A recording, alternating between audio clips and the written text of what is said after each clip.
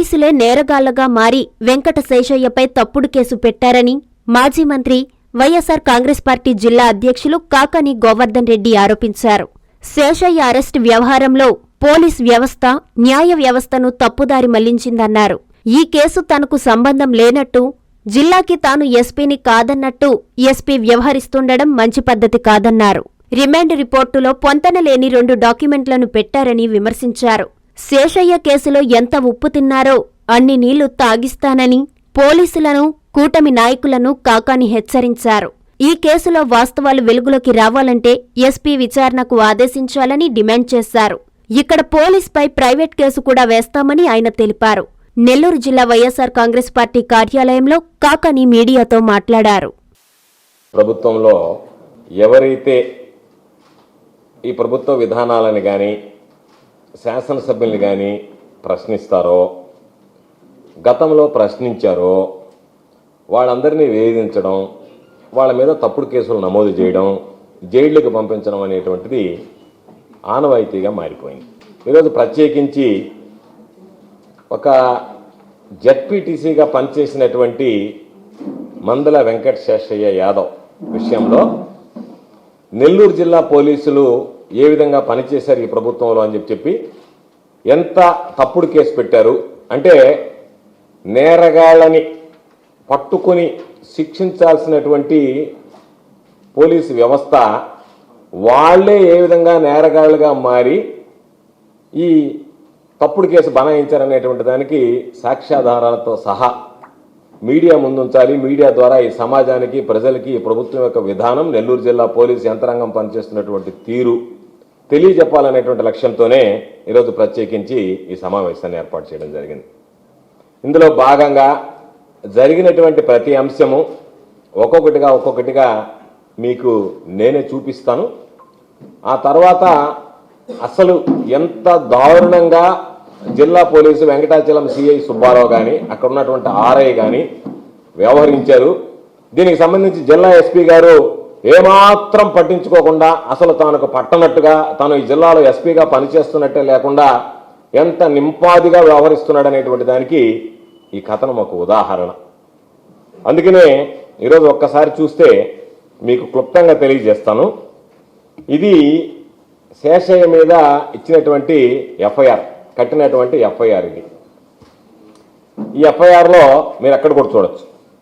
ఈ ఎఫ్ఐఆర్లో FIR number వచ్చి 263/2024, సెక్షన్స్ వచ్చి 69, 308-2, 351-2 ఆఫ్ బిఎన్ఎస్. కంప్లైనెంట్ వచ్చి మోడిన శ్రావణి, అక్యూజ్డ్ వచ్చి వెంకట శేషయ్య. దీనికి సంబంధించిన దాంట్లో ఆమె ఇచ్చినటువంటి కంప్లైంట్ ఒకసారి చూస్తే, ఆ కంప్లైంట్లో ఆమె మొత్తం ఇచ్చినటువంటి ఫిర్యాదులో ప్రధానంగా చెప్పింది ఏంటంటే, నా భర్త తాలూకు ఉద్యోగం నాకు ఇప్పించేటట్లు, డెత్ బెనిఫిట్స్ మొత్తం మా అత్తమామలకి ఇచ్చేటట్లు మధ్యస్థం చేసి, తను చెప్పినట్టు వినకపోతే ఉద్యోగం రాకుండా చేస్తానని నన్ను బెదిరించి, ఖాళీ స్టాంప్ పేపర్ల మీద, తెల్ల కాగితాల మీద సంతకాలు కూడా బలవంతంగా వెంకట శేషయ్య తీసుకున్నాడు. అది ప్రధానమైనటువంటి కంప్లైంట్, ఆమె ఇచ్చినటువంటి కంప్లైంట్. నన్ను లొంగ తీసుకున్నాడు అని. ఆ తర్వాత 2022 సంవత్సరం డిసెంబర్ నెలలో సూళ్లూరుపేటలో నాకు ఉద్యోగం రాగా పిల్లల్ని తీసుకుని అక్కడే కాపురం ఉంటున్నాను. అంటే 2022కు ముందు ఈ సంఘటన జరిగింది. 2022 ముందు ఖాళీ పేపర్ల మీద నా దగ్గర సంతకాలు తీసుకుని నన్ను ఇబ్బంది పెట్టాడు అని చెప్పి ఆమె ఇచ్చినటువంటి కంప్లైంట్ అది. ఆ తర్వాత దాని మీద ఎఫ్ఐఆర్ కట్టారు. ఎఫ్ఐఆర్ నెంబర్ చెప్పాను. ఇది రిమాండ్ రిపోర్ట్, కోర్టుకి వాళ్ళు రిమాండ్ చేసేటప్పుడు పంపించినటువంటి రిమాండ్ రిపోర్ట్.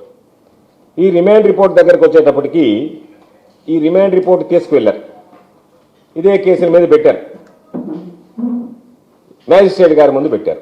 మ్యాజిస్ట్రేట్ గారు ఏం రాశాడంటే, ప్రొడ్యూస్డ్ 24/12/2024 ప్రొడ్యూస్డ్ ఎట్ 2 AM, అంటే అర్ధరాత్రి దాటిన తర్వాత వేకుజామున 2 గంటలకి నా ముందు ప్రొడ్యూస్ చేశారు. రిటర్న్ తిప్పి పంపించేశాను. కారణం ఏంది? Ingredients under section 64, 308-2 and 351-2 not attract as per remand report. మీరు పంపించినటువంటి రిమాండ్ రిపోర్ట్ ప్రకారము మీరు పెట్టినటువంటి సెక్షన్లు వర్తించవు అని చెప్పి రాశాడు. మళ్ళీ ఏం రాశాడు?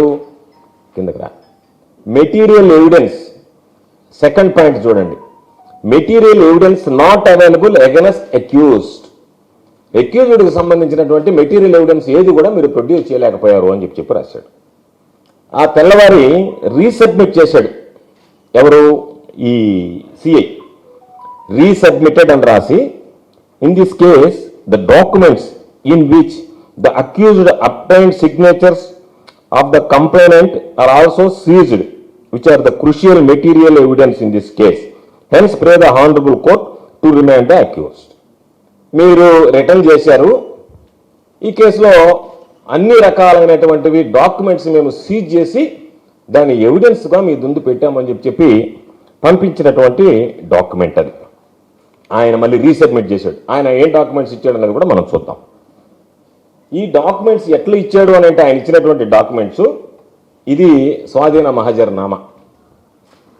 దీంట్లో రవికుమార్ అనే అతను ఆర్ఐ 2024 డిసెంబర్ 24వ తేదీ చేశాడు. దాంట్లో కింద రాశాడు ఏమని, ఇంకా కిందకి పో, శ్రావణి సంతకాలు పెట్టినటువంటి తెల్ల కాగితాలు, అదే స్టాంప్ పేపర్లు తీసుకొచ్చి శాషయ్య అడిగితే కంప్లైంట్ మామ ఇచ్చాడు అని చెప్పి రాశాడు. ఏది 2024వ తేదీ కంప్లైంట్ ఇచ్చాడు. ఇచ్చి ఆయన స్వాధీన మహజర్నామాని 11 గంటల 15 నిమిషాలకు ముగించాడు. 10:40కి ఈ ఆర్ఐలు అందరూ వచ్చి, తర్వాత ఇక్కడ మరలా డాక్యుమెంటేషన్ అంతా చేశానని చెప్పి ఒక రిమైండ్ రిపోర్ట్లో రాసినటువంటి ఒక మ్యాటర్ అది. తర్వాత మరలా నెక్స్ట్ రిమైండ్ రిపోర్ట్ సబ్మిట్ చేశాడు. ఆ రిమైండ్ రిపోర్ట్లో ఏమని రాశాడంటే, ఈ డాక్యుమెంట్స్ నేను సీజ్ చేశానని చెప్పి మహజర్నామాలో డాక్యుమెంట్ సీజ్ చేసిన డాక్యుమెంట్లు ఇది, స్టాంప్ పేపర్ ఇది క్రూషియల్ ఎవిడెన్స్. ఇది ఆయన ఆమె దగ్గర స్టాక్ డేట్ ఎంత ఉందో చూడండి. దాని మీద 15/11/2022 తేదీతో బాలాజీ సింగ్ లోక్నాథ్ సింగ్ అనేటువంటి వ్యక్తి దగ్గర, కోవూరు స్టాంప్ వెండర్ దగ్గర మోదిన శ్రావణి కొన్నటువంటి ఒక డాక్యుమెంట్ అది. దాని నెంబరు AL 860784. ఇది కోర్టు ఇచ్చినటువంటిది, కోర్టు సర్టిఫైడ్ కాపీస్. ఇవి కోర్టు ఇచ్చినటువంటి సర్టిఫైడ్ కాపీస్, ఒరిజినల్స్ కూడా ఉన్నాయి నా దగ్గర, సర్టిఫైడ్ కాపీస్ ఒరిజినల్స్. రెండవది ఇంకొక డాక్యుమెంటు, ఇదే మోడిన శ్రావణియే 15/11/2022 రోజు AL 860785. ఈ రెండు డాక్యుమెంట్లు సీజ్ చేశాడు. అవి ఏ తేదీతో సంతకం చేసింది శ్రావణి? 15/11/2022 తేదీతో ఆమె సంతకం పెట్టించినటువంటి డాక్యుమెంట్లు ఇవి. శేషయ్య బలవంతంగా ఆమె చేత 2022 15/11 సంతకం పెట్టించి ఆమెను లొంగ తీసుకోవడం కానీ, మెటీరియల్ ఎవిడెన్స్ లేదంటున్నాడు కాబట్టి మ్యాజిస్ట్రేట్ గారు, ఇదిగో మా దగ్గర ఉన్నటువంటి మెటీరియల్ ఏంటంటే 15/11/2022 రోజు శేషయ్య బలవంతంగా ఆమె చేత సంతకాలు పెట్టించుకున్నటువంటి స్టాంప్ పేపర్ల తాలూకు అని చెప్పి ఆయన దాన్ని ప్రొడ్యూస్ చేశారు. దీనివల్ల శేషయ్యకి జ్యుడిషియల్ రిమాండ్ ఇచ్చేటప్పుడు ప్రైమా ఫేసి కేసు ట్రేస్ అయింది. మెటీరియల్ ఎవిడెన్స్ లేదన్నాము, మీరు మెటీరియల్ ఎవిడెన్స్ ప్రొడ్యూస్ చేశారు కాబట్టి జడ్జి గారు రిమాండ్ ఇచ్చాడు. జడ్జి గారు ఇప్పుడు దాకా, ఆ జడ్జి గారు ఇచ్చినటువంటి రిమాండ్ కూడా ఇక్కడే ఉంది. జడ్జి గారు రిమాండ్ ఇచ్చారు. ఎప్పుడు దాకా ఇచ్చాడు? ఇక్కడ రాశాడు, perusal the material submitted before me with the remand report. Hence accused is remanded to judicial custody till 6/1/2025. 6/1/2025 వరకు మీరు పంపించినటువంటి మెటీరియల్ నేను పర్సూ చేసినాను, అట్రాక్ట్ అవుతున్నాయి ప్రొవిజన్స్. నిన్న మీరు ఎవిడెన్స్ ఏమీ లేదు కాబట్టి రిటర్న్ చేసినాను, ఇప్పుడు నేను రిమైండ్ ఇస్తున్నాను అని చెప్పాడు. ఇక్కడ ఎంత దారుణమైనటువంటి పని చేసింది పోలీస్ అంటే, ఆ డాక్యుమెంట్స్ ఏదైతే నేను చెప్పినటువంటి ఈ రెండు డాక్యుమెంట్స్ నేను ఏదైతే మీకు చూపించానో, స్టాంప్ పేపర్లు ఏదైతే మీకు చూపించానో, AL 860784 AL 860785 ఈ రెండు డాక్యుమెంట్లు. దీన్ని అసలు ఎప్పుడు వచ్చేది, ఎట్టిచ్చారని చెప్పి ఆయన అడిగాం. ఎవరిని? సబ్ రిజిస్ట్రార్ గారిని, అష్యూరెన్సెస్ కోవూర్ని. ఆయన ఇచ్చినటువంటి లెటర్ ఇది. ఏమని అంటాడంటే, లెటర్ డేటెడ్ 27/12/2024 RTA యాక్ట్ కింద ఇచ్చాడు. ఏమని?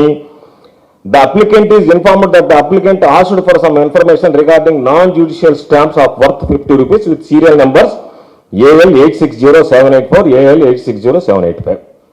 AL 860785కి సంబంధించినటువంటి ఎవిడెన్స్ మీరు అడిగారు ఎప్పుడు ఇచ్చారని. ఇవి లోక్నాథ్ సింగ్ అనేటువంటి స్టాంప్ వెండర్ కోవూరులో 23/12/2024 నాడు 23 డిసెంబర్ 2024 నాడు మోడిన శ్రావణి వైఫ్ ఆఫ్ పెంచిన అనేటువంటి వాడికి అమ్మాడు. ఆ స్టాంప్ పేపర్ అమ్మిన డేటు 23/12/2024 లోక్ సింగ్ అనేటువంటి వాడు ఆ స్టాంప్ పేపర్ని శ్రావణికి అమ్మాడు. స్టాంప్ పేపర్ మీద డేట్ ఎప్పుడు ఉంది? 5/11/2022 ఉంది. 15/11/2022. అంటే స్టాంపులు అమ్మిందేమో 15/11/2022 డేట్ స్టాంప్ పేపర్ మీద ఉంది. ఎందుకు పెట్టారు ఇది? ఆ రోజు స్టాంప్ ఎవిడెన్స్ లేదన్నాడు కాబట్టి శాషయ్య దగ్గర ఎవిడెన్స్ కావాలి కాబట్టి 15/11/2022 పెట్టాడు. రిజిస్టర్ ఏమని ఇస్తున్నాడు క్లియర్గా? ఈ స్టాంపులు 23/12/2024 శ్రావణి అనేటువంటి ఆమె ఈ రెండు స్టాంపులు కూడా 860784 కానీ 860785 కానీ 23/12/2024 రోజు స్టాంప్ వెండర్ ఎవరైతే ఉన్నాడో ఆయన దగ్గర నుంచి కొన్నది. ఏది? లోక్నాథ్ సింగ్ దగ్గర నుంచి కొన్నది అని అంటూ ఇంకొక మాట అంటాడు. అసలు ఆ లోక్నాథ్ సింగ్కి ఎప్పుడు ఇచ్చాం మేము అంటే ఆఫీసు సబ్ రిజిస్టర్ 31/7/2024 రోజు ఇచ్చాము అన్నాడు. అంటే సబ్ రిజిస్టారు స్టాంప్ వెండర్కి ఇచ్చినటువంటి డేటు 31/7/2024. స్టాంప్ వెండర్ మోడిన శ్రావణికి ఇచ్చినటువంటి డేటు 23/12/2024. కానీ స్టాంప్ పేపర్ మీద ఉన్న డేటు 15/11/2022. అంటే ఎంత 2 సంవత్సరాలు వెనక్కి వెళ్ళిపోయింది. 2 సంవత్సరాల ఒక్క నెల వెనక్కి వెళ్ళిపోయింది. 15/11/2022 ఇక్కడ ఉంది. స్టాంప్ నెంబర్ అది ఉంటే అక్కడ రాసేది చూడండి 860784 860785 sold to B Sravani by B Loknath Singh stamp vendor on 23/12/2004 to Modina Sravani wife of late Penchalaiah Venkatachalam village and this office given stamps to stamp vendor on 31/7/2024. ఇస్తే దీనికి సంబంధించినటువంటి దాంట్లో ఇంకొంచెం లోతుగా కూడా చూద్దాం అనుకున్నాం ఒకవేళ ఎట్లా జరిగిందనేది.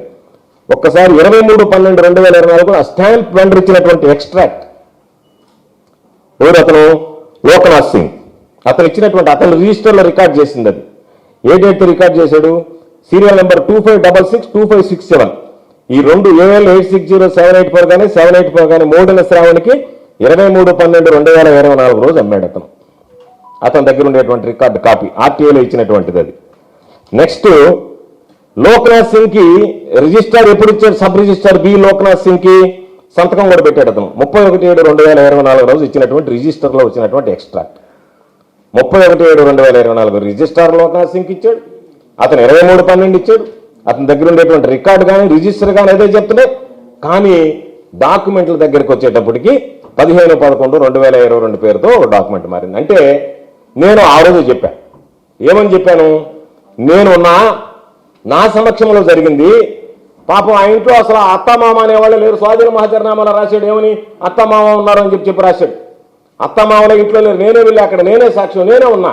ఒక శాసనసభ్యునిగా జిల్లా పరిషత్ చైర్మన్గా పనిచేశా, ఈ రాష్ట్రానికి మంత్రిగా పనిచేశా, ప్రజాప్రతినిధిగా వ్యవహరించా, రాజ్యాంగ బాధ్యతలు నిర్వహించినటువంటి వాడిని, రాజ్యాంగ విలువలు తెలిసినటువంటి వాడిని, చట్టాన్ని న్యాయాన్ని గురించి అవగాహన కలిగినటువంటి వాడిని. నా కళ్ళ ముందే మీరు ఆ ఇంట్లో లేనటువంటి వాళ్ళని ఉన్నట్టుగా చిత్రీకరించి ఆ సర్టిఫికేట్ తీసుకుని పైపెచ్చు ఆ సిఐ సుబ్బారావు శాషాన్ని బెదిరించాడు సంతకం పెట్టమని. ఆ ఇంట్లో కాగితాలు దొరికినట్టుగా. అంటే తానే నేరస్తుడని తానే ఒప్పుకోమని చెప్పిన బెదిరించినటువంటి ఘనత జరిగితే దాని మీద అయ్యా ఇటువంటి వ్యక్తులు పోలీసు వ్యవస్థలో పనిచేస్తారా, పోలీసు వ్యవస్థలో పనిచేయడానికి అర్హులా అని చెప్పి ప్రశ్నించడం జరిగింది. దానికి ఆ ప్రశ్నిస్తే దాని మీద ఎవరో ఒక ఆయన వెళ్ళాడు. వెళ్ళి ఒక ఎఫ్ఐఆర్ కట్టించాడు దానికి నా మీద. ఏమని? మీరు మమ్మల్ని ప్రశ్నిస్తారా? ప్రశ్నిస్తే మీ మీద మాత్రం మేము ఎఫ్ఐఆర్లు కట్టమని చెప్పి ఎఫ్ఐఆర్ ఏముంది నాయన కాపీ తీసి పెట్టమని. దానికి సంబంధించినటువంటి దానిలో అది ఆ రోజు అడిగాం. నేను అందరికీ చెప్పాను మీడియా సమావేశం ఇక్కడ నా కళ్ళ ముందు జరిగింది. నా కళ్ళ ముందు జరిగినటువంటి యథార్థమైనటువంటి విషయం ఏమిటి అంటే, నా కళ్ళ ముందు జరిగినటువంటి వాస్తవం ఏమిటంటే, ఆ రోజు నేనే వెళ్ళా శాసనం తీసుకెళ్తున్నారు అని అంటే నేను ఆ సీఐని అడిగా, ఏం సార్ మీరు వచ్చారంటే ఏమైనా ఎన్కౌంటర్ చేస్తారు అని భయంగా ఉందా అందుకని వచ్చానని చెప్పి సీఐని అడిగా. అందరి ముందే వెళ్ళాను. దగ్గర 300-400 మంది ఉన్నాం. ఆ అమ్మాయి అమ్మ కానీ ఆ అమ్మాయి అత్త మామ ఇద్దరు ఎవ్వరు లేరు ఆ ఇంట్లో. అత్త లేదు, మామ లేడు. ఉన్నదల్లా శాషయ్య ఉన్నాడు, ఎస్ఐ ఉన్నాడు, సిఐ ఉన్నాడు, విఆర్ఓ ఉన్నాడు. ఆర్ఐ కూడా లేడు అక్కడ, ఆర్ఐ కూడా రాలేదు అక్కడికి, సీజర్ జరగలేదు. మేము వెళ్ళిన తర్వాత కాసేపటికే శాసనం తీసుకొని బయలుదేరినారు. ఆమె తెల్లవారు స్టేట్మెంట్ ఇచ్చింది, మేము ఎవరూ లేము, మేమందరం అక్కడ ఉన్నాము, ఇక్కడ మన హాస్పిటల్లో పోయామని చెప్పి ఆమె స్టేట్మెంట్ కూడా ఇవ్వడం జరిగింది. కాబట్టి ఎందుకు ఈ విషయాలన్నీ చెప్తున్నాను అనంటే, ఒక బలహీన వర్గాలకు సంబంధించినటువంటి యాదవ సామాజిక వర్గం సంబంధించినటువంటి వాడు సోమిరెడ్డి లాంటి అవినీతి పరుడిని ప్రశ్నిస్తే, మీరు నన్ను ప్రశ్నిస్తే మీ మీద దొంగ కేసులు పెడతాం అంటే ఈ కూటమి ప్రభుత్వం ఏ విధంగా పనిచేస్తుంది ప్రజలకు సంబంధించి, ఇంత దారుణం. దీనికి ఈరోజు మనం చూస్తే, నేను మరలా చెప్తున్నా, ఒకవేళ ఈరోజు చేయకపోవచ్చు, అడిగితే అసలు ఎంత విచిత్రం అంటే ఈ కేసు వేదాయపాలెం పోలీస్ స్టేషన్లో కట్టారు నా మీద ఈ కేసు. ఈయనలో ఉప్పు పద్మయ్య అంట, ఈయన పోయి పాపం గోవర్ధన్ రెడ్డి గారు పోలీస్ ఇన్స్పెక్టర్ని బెదిరించేందుకు ఆయన కేసు పెట్టాడు నా మీద. ఎఫ్ఐఆర్ పెట్టింది ఏంటంటే, ఎందుకు ఎఫ్ఐఆర్ అయిందా, ఏం ఎఫ్ఐఆర్ అయిందంటే, ఎవరో ఉప్పు పద్మైన వెంకటాచలమైనా గోవర్ధన్ రెడ్డి అయినా పోలీసు వాళ్ళని అట్లా మాట్లాడేది నాకు బాధేసిందని చెప్పి ఆయన కంప్లైంట్ ఇస్తే ఆయన కంప్లైంట్ మీద ఎఫ్ఐఆర్ కట్టించారు. అంటే ఎట్టుందంటే, మీరు మాట్లాడతారా ఎఫ్ఐఆర్ వేసేస్తాం. ఈ కేసులకి, ఈ అరెస్టులకి, ఈ జైలుకి చాలా సందర్భాల్లో చెప్పాం, భయపడేటువంటి వాళ్ళం కాదు, ఇప్పుడు భయపడటం లేదు. రేపు నా మీద కూడా ఏదో రకరకాల కేసులు బనాయించినా కూడా భయపడతానా? భయపడను. కాకపోతే నేను చెప్పేది ఏంటంటే, సోమిరెడ్డి లాంటి వాడి మీద ఎటువంటి దొంగ కేసు పెట్టినా కూడా దిక్కులేదు కదా, మీరు నేర్పించిందే కదా. ఎక్కడన్నా వ్యవస్థలో ఇంత దారుణంగా పోలీసులు వ్యవహరించినటువంటి సందర్భం ఎప్పుడన్నా చూసామా? ఇది నెల్లూరు జిల్లాలో పోలీసు వ్యవస్థకే మాయన మచ్చ లాంటిది కాదా? దీనికి ఎస్పీ గారు ఏం సమాధానం చెప్తాడు, డిఎస్పీ ఏమి సమాధానం చెప్తాడు? సరే, ఆ సీఐ గురించి వదిలేసామన్నాం, ఎందుకంటే సీఐని గురించి నేను ఏదైతే చెప్పానో దానికి కట్టుబడున్నా. ఎవరికి అధికారం శాశ్వతం కాదు. ఈ అధికారం అనేటువంటిది ఇప్పుడు జగన్మోహన్ రెడ్డి గారికి 151 సీట్ వచ్చినప్పుడు అందరూ అనుకున్నారు ఇంకేముంది అయిపోయింది మిగతా వాళ్ళందరూ అనుకున్నారు. అటువంటిది 164 సీట్లు ఈరోజు తెలుగుదేశం పార్టీకి వచ్చి. కాబట్టి అధికారం అనేది ఎవరికి శాశ్వతం కాదు. వీళ్ళు పదవి కోల్పోయేటువంటి ప్రమాదం. ఎవరెవరు పోతారు దీంట్లో? పాపం సిఐ సరే అతను తప్పు చేశాడు పోతాడు, ఆర్ఐ రాకుండానే సంతకం పెట్టాడు పోతాడు, ఆ అమ్మాయి చేత సంతకం పెట్టించారు ఉద్యోగం చేసుకునేటువంటి అమ్మాయి, అమాయకురాలు. ఏది శాసన కేసులో ఇరికించుకోవడానికి. ఇప్పుడు ఆ అమ్మాయి ఆ కేసులో ఇరుక్కుని ఉద్యోగం పోగొట్టుకునేటువంటి ప్రమాదం ఏర్పడింది. ఎందుకు ప్రమాదం ఏర్పడింది? 24వ తేదీ అమ్మిన దానికి 22 అమ్మినట్టుగా ఎట్టా అమ్మాయి సంతకం పెట్టింది దాని మీద. ఇప్పుడు సీఐ ఏం మాట్లాడతాడు, నాకేం తెలుసండి ఆ అమ్మాయి ఇచ్చిన కాగితాలు, ఆ అమ్మాయి చూపించిన కాగితాలు అని చెప్తాడు. కాబట్టి ఎంత దారుణంగా పోలీసు వ్యవహరిస్తుంది, ఎంత దారుణంగా పోలీసు. ఇవన్నీ సర్టిఫికేట్ కాపీస్ తెప్పించాను నేను కోర్టు నుంచి. కోర్టు ఇచ్చినటువంటి సర్టిఫికేట్ కాపీస్ ఒరిజినల్స్ నా దగ్గర ఉండేది ఇవన్నీ మొత్తం, ఇంక్లూడింగ్ నేను చెప్పినటువంటి స్టాంప్ పేపర్తో సహా. ఈ stamp paper court certified copy, ఇది స్టాంప్ పేపరు, వెనక కోర్టు సర్టిఫై చేసినటువంటిది, అంటే కోర్టులో మాకు ప్రొడ్యూస్ చేశారని సర్టిఫై చేసినటువంటి కాపీలు ఇవన్నీ మొత్తం. అంటే వ్యవస్థలో అసలు న్యాయ వ్యవస్థనే పోలీసు వ్యవస్థ తప్పుపట్టినటువంటి దుర్మార్గమైనటువంటి సంఘటన ఇది. పోలీసు వ్యవస్థ న్యాయ వ్యవస్థకు తోడుగా ఎవరైనా తప్పు చేసినటువంటి వాళ్ళని శిక్షించాల్సి వస్తే, న్యాయ వ్యవస్థని పోలీసు వ్యవస్థ ఈరోజు తప్పుదారి పట్టించి ఒక అమాయకుడైనటువంటి వాడిని జైలు పాలు చేసినటువంటి అతి జుగుప్సాకరమైనటువంటి హేయమైనటువంటి సంఘటన ఇది. దీని మీద రకరకాలైనటువంటి వల్లించవచ్చు, ఇది వాస్తవం. ఇది పోలీసుల మెహర్బానీకో లేదా జిల్లా ఎస్పీ గారు ఏదో దీని మీద విచారం చేసి చర్యలు తీసుకునేటువంటి శక్తి స్తోమత కలిగినటువంటి వాడు ఈ జిల్లా ఎస్పీ అనో నేను అనుకోవడంలే. కాకపోతే ఇది సమాజానికి తెలియాలి.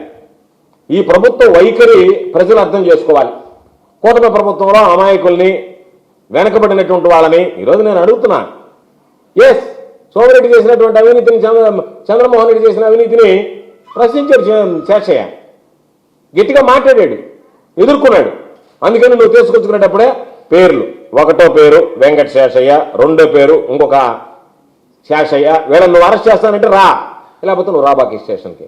ఎందుకు సార్, నాది బాధ్యత అని చెప్పి ఆడ హైవే మీద ఎలక్షన్లు బాగా ఉండేటువంటి పోలీస్ స్టేషన్ కాబట్టి పోలీస్ స్టేషన్ వెయిట్ని బట్టి వచ్చేటప్పుడు దానికి సంబంధించి వచ్చేవాడు కక్కిస్తాను అనుకుంటున్నారేమో ఒక్కొక్కడు. ఈరోజు అనుకోవచ్చు అందరూ, నేను చెప్తున్నాను రాసి పెట్టుకోండి. కక్కిస్తా ఒక్కొక్కటి చేత అనుకుంటున్నారేమో, ఈరోజు ఏదన్నా అనుకుంటున్నారేమో మీరందరూ మేము చాలా సంతోషంగా ఉన్నాం అనుకుంటున్నారు. ఎంత ఉప్పు తింటారో అన్ని నీళ్లు తాగాల్సిన పరిస్థితి ఏర్పడుతుంది. మీకు గుర్తుపెట్టుకోండి, మీలాంటి వాళ్ళకి భయపడను, ఇటువంటి ఎఫ్ఐఆర్లకు భయపడే పనే లేదు. 100 ఎఫ్ఐఆర్లు కొట్టుకున్న పని లేదు. నన్ను 2024 అప్పుడు 2029 అప్పటికి జైల్లో ఉండి పోటీ చేయించే పరిస్థితి వచ్చినా నేను భయపడను, జైల్లో ఉండి పోటీ చేస్తాను.